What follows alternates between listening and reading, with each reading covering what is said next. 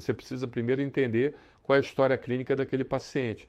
Então, por exemplo, se ele come aquele alimento, ele passa mal, aí sim, existe a possibilidade realmente dele ser sensível e alérgico. Agora, se ele come aquele alimento e não passa mal e deu positivo no exame, isso não indica que ele seja alérgico. Indica somente que ele é sensível. Deve retirar o alimento nesse caso? Não, em hipótese nenhuma. Porque se ele é sensível e não desenvolve reação alérgica, é porque aquela exposição, aquele consumo crônico e constante daquele alimento está mantendo aquele paciente tolerante, por assim dizer. Entendeu? Então, a nossa orientação é justamente que você busque seu médico alergista e possa orientar ele, né, com as informações do que acontece com você em casa. Né? Você dizer quais são os alimentos, o que você suspeita, que a partir dali ele vai entender se ele evoluiria esse exame, se ele pediria complementarmente esse exame ao chamado teste de provocação. E se ele faria um teste de provocação no seu caso, para confirmar essa reação. Lembrando que o teste de provocação somente deve ser feito em unidades hospitalares, em unidades de atendimento especializado, com alergista e com também médico intensivista, caso você desenvolva uma reação anafilática durante o procedimento.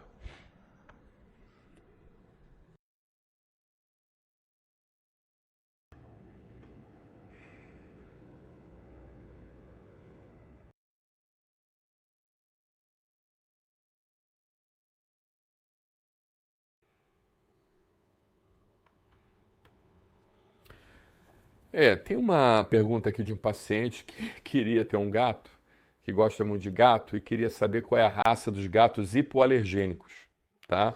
Ou seja, aqueles gatos que não desenvolvem tanta alergia. Então, isso é uma área onde a informação popular, ela muitas vezes se mistura com a realidade científica, né?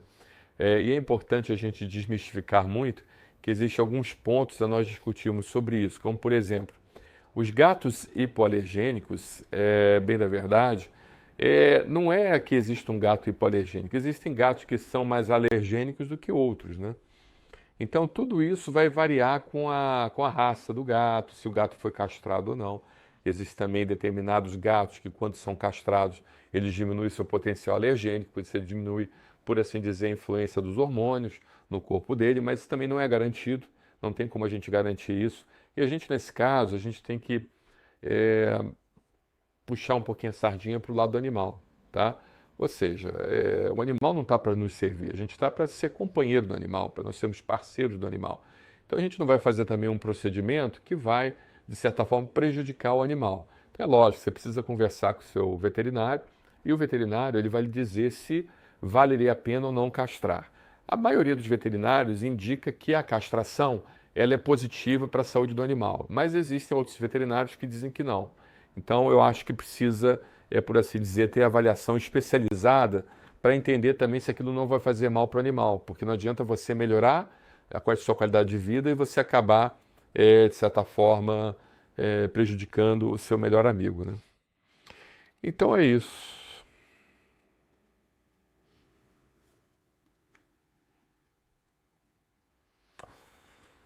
Tem uma outra pergunta aqui interessante. Por que é tão difícil conseguir fazer alguns exames de alergia mais específicos no Brasil? Meu médico pediu um exame para um tipo de pólen. O laboratório disse que não tinha. Eu me senti muito frustrado. É complicado. Deixa eu explicar para você. Vamos lá. O grande problema disso é a questão da tecnologia que é desenvolvida e, infelizmente, ou felizmente, né, porque o mundo da gente também é um mundo que precisa dar um certo tipo de compensação, senão a gente não teria um desenvolvimento tecnológico da forma como nós conseguimos. Ou seja, o mundo deu um salto tecnológico, mas ao mesmo tempo muitas mazelas sociais, e a gente vai tentar encontrar um meio termo nisso. Então é difícil falar se é felizmente ou infelizmente, mas vamos para o infelizmente, né? Infelizmente, é, os países desenvolvidos onde a receita para determinadas tecnologias ela traz maiores rendimentos, então acabam sendo foco de estudos para o desenvolvimento de medicamentos e até de exames diagnósticos. Então, por exemplo, inclusive estava até assistindo um pesquisador falando de que se estuda muito sobre calvície, se estuda muito sobre disfunção erétil, reposição hormonal, mas pouco se fala de doenças como a malária, como a febre amarela e como outros tipos de problemas que assolam o mundo subdesenvolvido. Eu estive na África e eu realmente tive bastante medo de pegar uma febre amarela selvagem lá e até a própria poliomielite. Eu me revacinei contra a poliomielite, porque lá tem uma poliomielite selvagem. E você, às vezes, tomando uma água de uma origem duvidosa, não tem jeito, você vai acabar tomando. Você pode pegar essa poliomielite selvagem e tive que me revacinar. Agora, você imagina, a poliomielite ainda existe no mundo, né? Foi extinta em boa parte dos países, mas há casos do aparecimento de poliomielite, principalmente no continente africano e no sudeste asiático. Mas é triste a gente ver isso, né? É triste a gente ver que a tecnologia ela acaba dando prioridade para o poder econômico. Então, quanto maior o poder econômico de uma nação ou da sua população, mais tecnologia para o tratamento da sua saúde vai ser feita ali naquele local e vai se esquecer, vai se deixar de lado países em desenvolvimento ou subdesenvolvidos.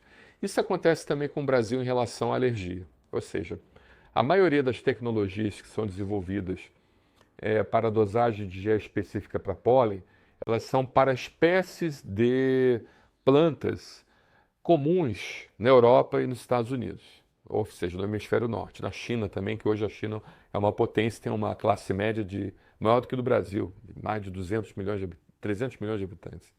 Então, as tecnologias são feitas para essas populações, para atender a demanda comercial dessas populações. E determinadas espécies acabam ficando de lado, porque não é viável economicamente.